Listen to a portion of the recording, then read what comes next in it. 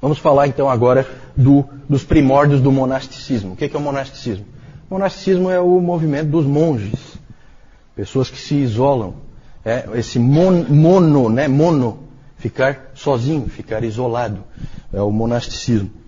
Aqui nós vamos falar de algumas figuras bastante estranhas, esquisitas, radicais.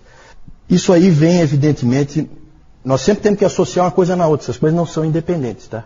O monasticismo, ele vem por quê? Ele vem porque a igreja, na cabeça de muita gente, tornou-se completamente mundana e deixou de ser igreja. O nominalismo levou à radicalização de algumas pessoas. Primeiro porque você não tem mais martírio. E algumas pessoas sempre quiseram ser martirizadas. Nós já falamos sobre isso domingo passado. Sempre tem aquele suicida, né, João? Então é complicado. Mas aqui então começa a aparecer essas figuras, essas pessoas estranhas que acham que não. Isso aí que está aí não é igreja.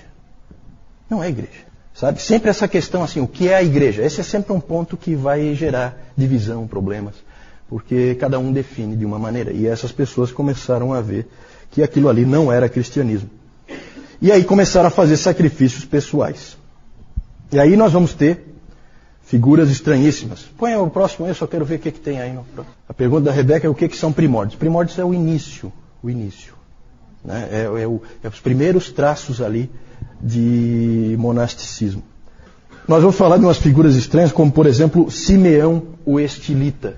Já ouviram falar de Simeão o Estilita? Esse é uma figuraça. É um monge lá acho que é na Síria, no deserto da Síria. Ele resolveu que ele ia viver a vida dele inteira em cima de uma coluna. Então ele ficou em cima daquela coluna, lá as pessoas vinham aprender com ele. E ele morava ali, em cima da coluna. Vocês sabem o que é um estilita? Não confundam com estilista, que estilista é outra coisa. Tá?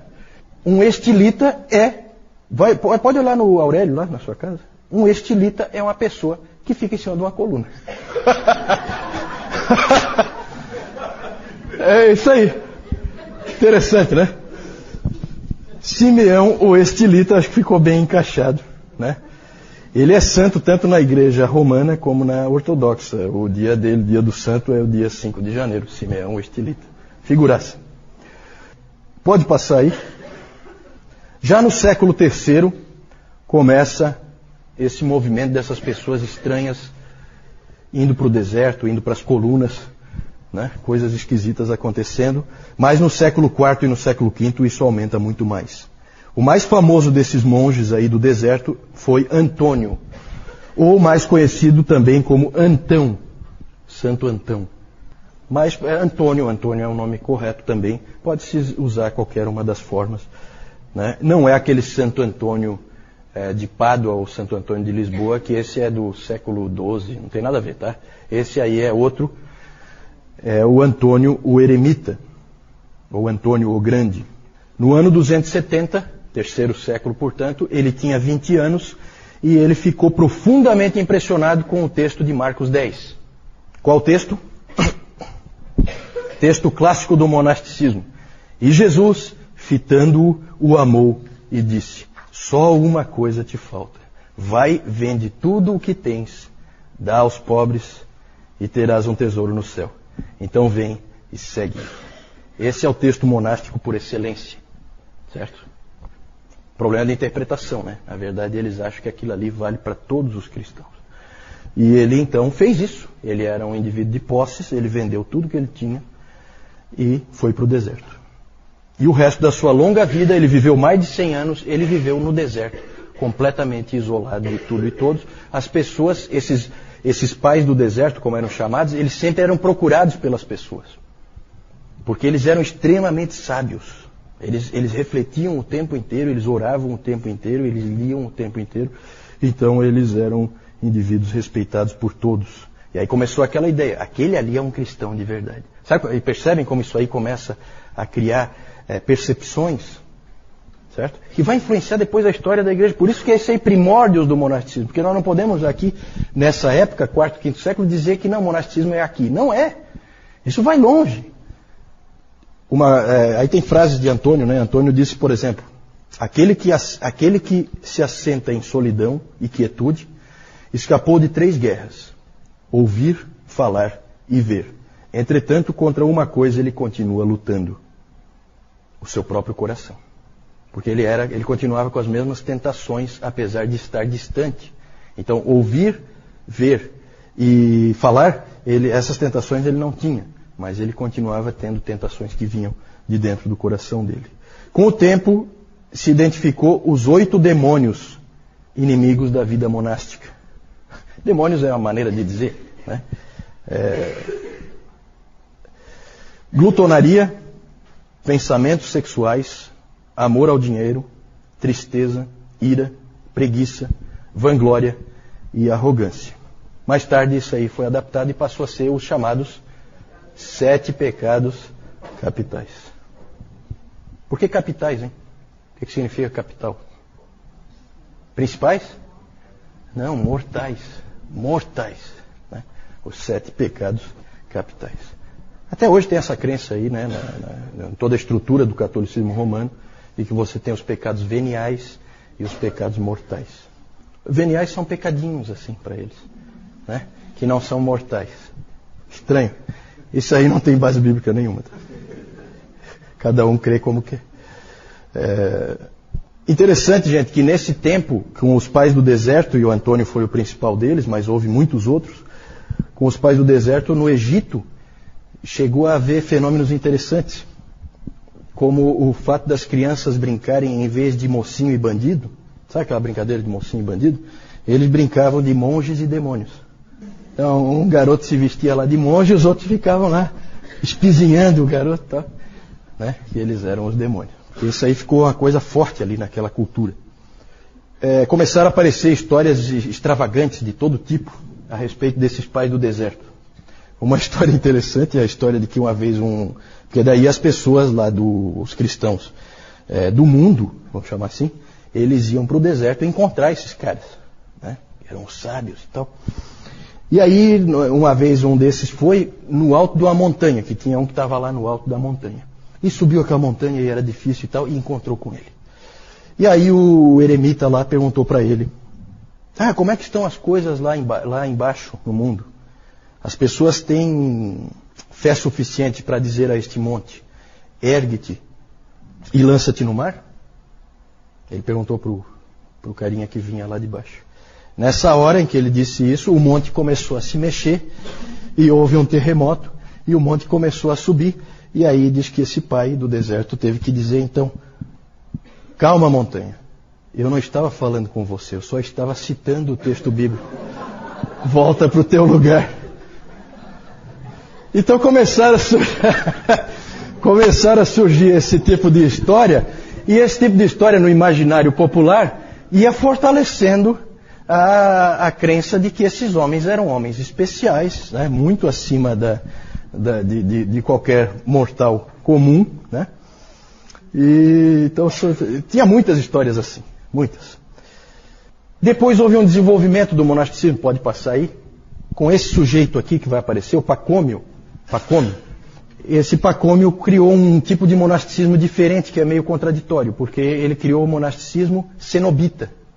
O monasticismo cenobita é o monasticismo de pequenos grupos, também conhecido como monasticismo da vida comum. Então, pequenos grupos de monges vão para o deserto, mas agora não é eremita, não é sozinho. E o Basílio de Cesareia, que nós vamos falar mais para frente, que era um dos pais capadócios, ele apoiou muito esse modelo de monasticismo cenobita, de pequenos grupos de monges. Porque ele dizia o seguinte: não adianta você ser humilde e não ter com quem exercer essa humildade. Jesus, quando lavou os pés, precisava lavar os pés de alguém, não adiantava lavar o seu. Então o Basílio argumentava que o monasticismo tinha que ser desse modelo, e não do modelo do Antônio. E realmente foi esse modelo que acabou prevalecendo. Eu só queria fazer uma observação também de que não eram só homens que se tornavam monges, tá? Mulheres também se tornavam monges. A irmã de Antônio também se tornou, é o que nós chamamos de freira, né? Ela também se tornou, a irmã de Antônio tornou-se freira, e a irmã de Basílio e do Gregório de Nissa, a Macrina, também se tornou freira, se isolou do mundo para viver uma vida de contemplação, que era o ideal monástico. No Oriente, e aí já começa assim a ser um pouco diferente, aquela pergunta da Jussara, né? Já ficou um pouco diferente. As coisas no Oriente e no Ocidente sempre são um pouquinho diferentes. O monasticismo no Oriente sempre era mais radical. Quanto mais para o Oriente você ia, mais maluco você encontrava. Né? Gente do tipo do Simeão, o estilita. Né? Era gente acorrentada em pedra. Todo tipo de doido. Gente que se flagelava. Então esses doidos tinha por todo canto, especialmente no Oriente. No Ocidente não era tão comum. O estranho nisso tudo é que esses monges os monges do Oriente tinham um espírito missionário muito forte. Muitas vezes o padrão do Oriente era um padrão interessante. O indivíduo ele se tornava um monge, mas diferente do monge do Ocidente, ele acabava voltando. Ele ia lá, ele se fortalecia e algum dia, não todos é claro, mas muitos deles, algum dia ele acaba voltando para a sociedade e trabalhando na igreja. E normalmente como missionário, normalmente é ele que leva o evangelho adiante. É claro que os que estão em cima de colunas e os que estão acorrentados em pedra, fica um pouco difícil. Mas os outros tinham condições de ir, né? E eles realmente iam. No Ocidente, o monasticismo ocupa um papel fundamental também, pode passar aí. No Oriente, então, nós temos essas características que eu falei, monges, a maioria deles solitários, o ascetismo deles era extremo, eles eram radicais e tinham essa tendência missionária. No Ocidente, nós temos o monasticismo começando com Martinho de Tours. Esse Martinho era um soldado e ele, uma vez cavalgando, ele encontrou no caminho um mendigo que estava congelando de tanto frio. E o Martinho se condoeu dele e, já que ele também estava com frio, ele então resolveu pegar o agasalho dele e pegou uma espada e cortou o agasalho em dois. Ele ficou com uma metade e deu a outra metade para o mendigo. Naquela noite ele teve um sonho em que ele sonhou com Jesus Cristo vestindo aquela metade que ele tinha dado para o mendigo. Aquilo produziu, e agradecendo a ele. E aquilo produziu nele um efeito tremendo. Marcou a vida dele, aquele sonho que ele teve. E dali para frente, então, ele abandonou o exército e se dedicou à vida monástica, certo? E começou a conclamar outras pessoas a seguirem o estilo de vida dele. E aí no sul da França ele começou então a criar vários mosteiros, onde então iam se juntando cada vez mais monges. Mas claro que o indivíduo mais importante no monasticismo ocidental é Benedito de Núrcia. Todo mundo já ouviu a expressão os monges beneditinos.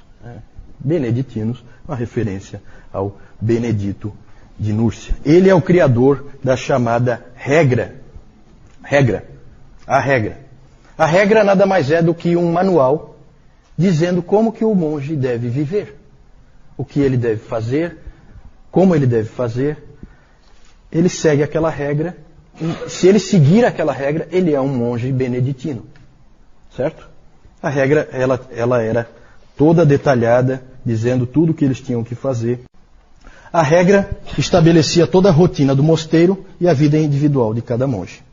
Os monges tinham tempos marcados de oração e estudo da palavra. Tudo era pela regra. A regra marcava. E a regra dizia que a primeira oração eram 7 momentos de oração conjunta, no dia, todos os dias. E o primeiro momento era logo depois da meia-noite, com a vigília, e depois eles então tinham vários momentos de encontro de oração e encerravam no início da noite com o que em português é chamado de as completas, que são a última oração do dia. Eles estudavam muito e trabalhavam muito. O Benedito sempre achava que o trabalho físico era importante para dar equilíbrio para os monges. Então eles tinham que orar, eles tinham que estudar e eles tinham que trabalhar. Certo? Então todos esses monges trabalhavam fisicamente também. A escala de trabalho era sempre dada naqueles momentos de oração. O que cada um vai fazer? O abade, do mosteiro diz o que cada um vai fazer nos próximos dias. E isso era feito propositalmente para dar a ideia de que aquilo ali não é um trabalho secular, que aquilo ali também é para Deus que eles estão fazendo. Então eles tinham essa visão. O que é que nós podemos dizer? Pode passar aí. O que dizer do monasticismo? Uma avaliação do monasticismo. O que nós podemos dizer? Há aspectos, como em quase tudo na história da igreja, há aspectos bons e aspectos ruins. Claro que é difícil você dizer que é ruim um cristão dedicado à oração. E eles oravam muito. Eles provavelmente oravam em um mês muito mais do que nós vamos orar na vida inteira. No Egito se dizia que as orações dos monges é que mantinham o mundo de pé. Então eram homens de oração. Isso é uma coisa que a gente nunca vai poder dizer que é errada. Eram também centros de conhecimento, os mosteiros. Eles eram os responsáveis por manter o conhecimento. Acabou sendo assim. Eles então eles é que faziam as cópias das obras, levavam o conhecimento para frente, eles é que detinham até o conhecimento. Eles é que acabaram sendo os professores. As primeiras universidades, os professores todos são monges, porque eles é que conhecem. As outras pessoas não conhecem, né? Então eles acabaram ganhando assim, por causa do muito estudo, da muita oração, da muita disciplina e do muito trabalho, eles acabaram ganhando uma estatura intelectual, de capacidade e tal, e na interação de uns com os outros, e que fez com que eles se destacassem também nessa área do conhecimento. Há um dizer em latim que dizia que os beneditinos sempre vinham com uma cruz, um livro e um arado. É a ideia, né? Eles, na verdade, eles sempre vinham com a pregação da cruz, eles ensinavam a Bíblia, que é o livro, e eles lavravam as terras. Todo o conhecimento de agricultura foram eles que desenvolveram, porque eles detinham esse conhecimento, era passado de um para outro, então eles, na verdade, ajudavam aqueles povos lá com técnicas de agricultura e eles metiam a mão na massa, realmente. Tem outros aspectos interessantes deles, né? Eles têm assim algumas coisas que chamam a atenção. Tem uma frase da regra que diz o seguinte, que qualquer hóspede que venha ao mosteiro será recebido como se fosse o próprio Cristo. Então muitos viajantes no passado usufruíram da hospitalidade desses homens, que eram normalmente, não sempre, mas costumavam ser respeitados até pelos inimigos, porque por causa daquele medo, né, de você mexer com coisas sagradas e tal. Alguns não respeitavam, mas muitos respeitavam. Então, às vezes, era um local de refúgio você ir para um mosteiro desse. Lá você era recebido, você era bem tratado, porque a regra dizia que você tem que ser recebido como se fosse Cristo. Então, são aspectos interessantes que o Benedito colocou ali e que chamam a atenção. Outro aspecto também, e que a gente precisa louvá-los, é que os monges eram os missionários. Aqueles países bárbaros em volta do Império Romano foram todos eles conquistados por monges. Os monges iam e sacrificavam tudo, arriscavam tudo para levar o Evangelho para aqueles outros povos. Então isso também é uma coisa que a gente não pode negar. Um outro aspecto que é bom e mal ao mesmo tempo é a separação do mundo. Por um lado, eles serviram para mostrar que cristianismo não é o Império Romano. Não é a mesma coisa. Cristianismo tem que haver santidade, tem que haver pureza, como era no princípio. Não é se tornar um total mundano e achar que é um cristão, porque o nominalismo estava ali. Então eles serviram como um lembrete. Só que ao mesmo tempo essa separação do mundo fez com que eles perdessem o contato com as coisas do mundo. E eles pararam de ter relevância e de poder ajudar uma pessoa do mundo nas lutas que uma pessoa do mundo sofre como cristão. Porque eles não viviam aquilo, eles estavam isolados. Então isso é um aspecto, ao mesmo tempo, por um lado bom, por outro lado, muito ruim. Muito ruim. Mas o maior problema do monasticismo, o mais grave talvez, é que ele criou o cristianismo de 2 níveis. Esse é péssimo. Você, inclusive, começou a haver o uso do termo, aquele indivíduo é um religioso. Religioso não é eu e você. Religioso é o monge, é o padre. Nós não somos religiosos, nós somos do mundo. Né? Então você tem um cristão de primeira classe e um cristão de segunda classe. Isso é muito ruim. Isso aí os reformadores lutaram com unhas e dentes contra isso aí. Inclusive o Lutero, que era um monge. Né? Então É interessante esse aspecto. Cristianismo em 2 níveis, péssimo. Outro problema. Esse modelo monástico pode facilmente degenerar para um modelo de salvação pelas obras. O Benedito, ele tentou resguardar isso aí. Ele chega e escreve que não, que o nosso ganho em santidade, ele vem pela graça. Nós vamos nos tornando mais disciplinados e mais santos pela graça. Mas, como alguém já disse, onde está a tua ênfase, onde estiver a tua ênfase, ali estará a tua teologia. Então não adianta, você enfatiza muito aquele aspecto, é ali que a tua teologia está. Certo? E aí acabava caindo sim num modelo de salvação pelas obras. Agostinho mais tarde iria colocar a graça no centro. E adivinha de quem houve a maior resistência ao ensino de Agostinho de que a graça está no centro? De onde vinha a maior resistência? O que vocês acham? De dentro dos monastérios, mosteiros. Claro. Por quê? Porque se é tudo pela graça, o que nós estamos fazendo aqui? Esse era o pensamento. Então, o indivíduo corria o risco, se ele acreditasse naquilo, ele corria o risco de ficar sem identidade. Então, eles trabalharam muito. O Agostinho, ele é engraçado. Depois nós vamos falar do Agostinho, tá? Mais para frente, não hoje. O Agostinho, ele é interessante porque a Igreja Católica reverencia o Agostinho, né? Mas não acredita em nada que ele disse. É interessante isso aí. Sabe? É assim só uma coisa da boca para fora, né? No fim das contas, gente, essa questão do monasticismo é muito difícil a gente avaliar o que Deus pretendia com isso aí.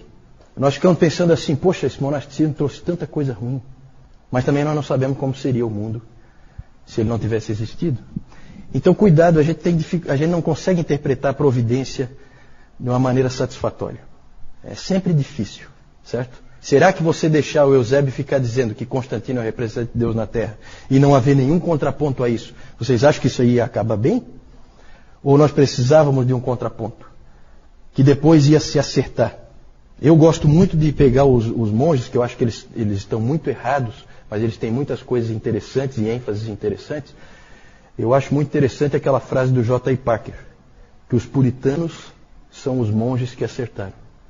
E os puritanos foram os monges que ficaram no mundo e aprenderam a viver ali.